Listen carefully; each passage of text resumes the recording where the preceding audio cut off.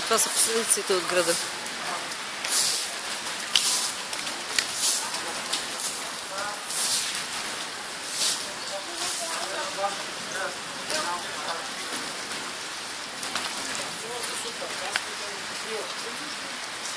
Ще видим колко е супер.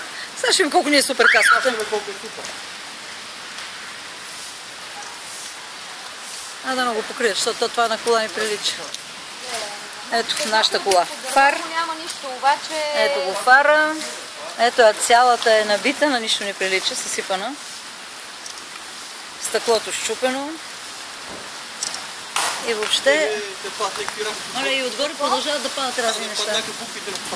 Леле Божи, буквите на хората.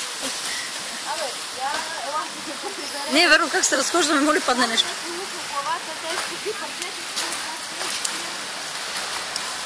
Его тук дървото е паднало върху колата.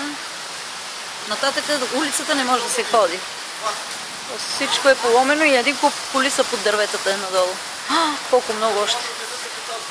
Да остана тук страшно. Значи взехме първенство по град. Няма кой да се сравни с нас. Мадрид пасти да яде.